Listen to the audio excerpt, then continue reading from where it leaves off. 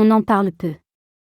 Ou alors quand on le fait, c'est avec gêne, maladresse, ou sur le ton de la blague. Pourtant, c'est un sujet qui concerne une immense majorité des hommes.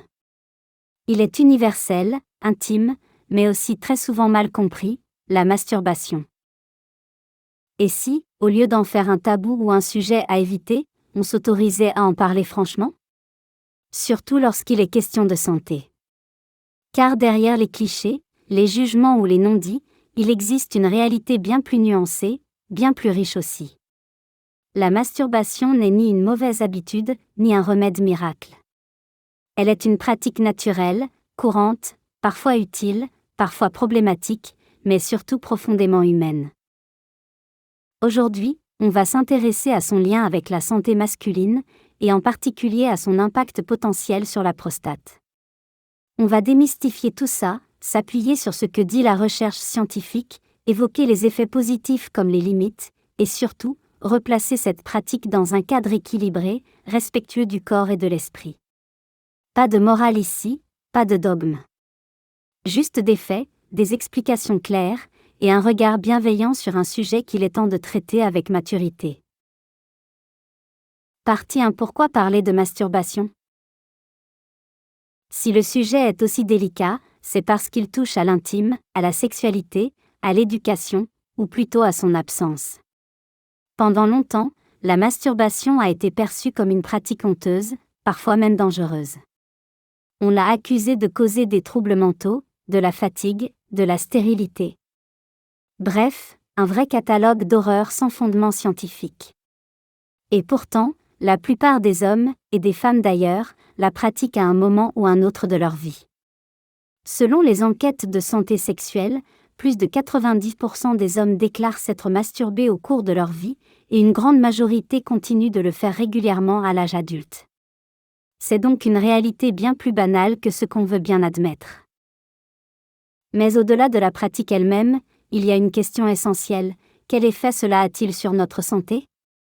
Est-ce que c'est bon pour nous? Est-ce que c'est inutile? Ou peut-être même nocif? Et surtout, qu'en dit la science moderne? Partie 2. Ce que dit la science, lien entre prostate et éjaculation. Des études sérieuses ont été menées ces dernières années pour explorer ce lien. La plus connue est probablement celle publiée par la Harvard Medical School, qui a suivi des milliers d'hommes sur plusieurs décennies. Les résultats sont intéressants. Les hommes qui éjaculaient plus de 21 fois par mois avaient un risque de cancer de la prostate significativement plus faible que ceux qui éjaculaient moins fréquemment. L'hypothèse avancée est que l'éjaculation régulière aiderait à nettoyer la prostate en éliminant des fluides susceptibles de contenir des substances potentiellement nocives.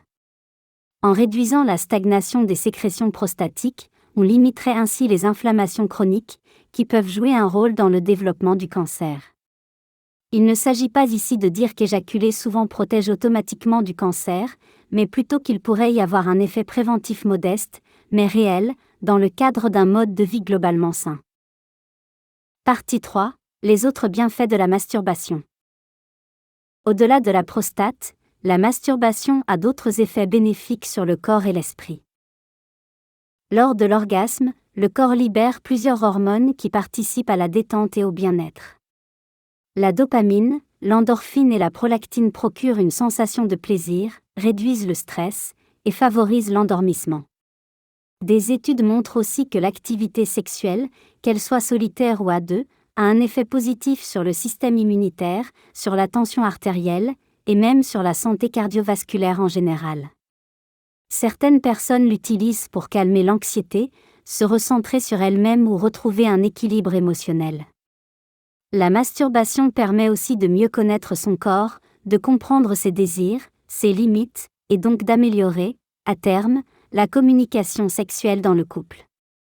Elle n'est pas un substitut à la relation, mais elle peut en être un complément utile et sain. Partie 4. Mais attention aux dérives. Cela dit, tout n'est pas tout rose non plus. Comme pour tout comportement humain, la masturbation peut devenir problématique lorsqu'elle est compulsive, mal vécue, ou utilisée comme mécanisme d'évitement.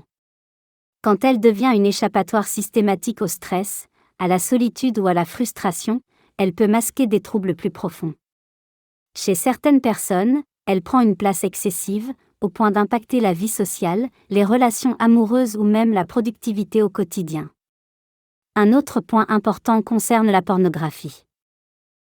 Beaucoup de gens associent automatiquement masturbation et contenu pornographique.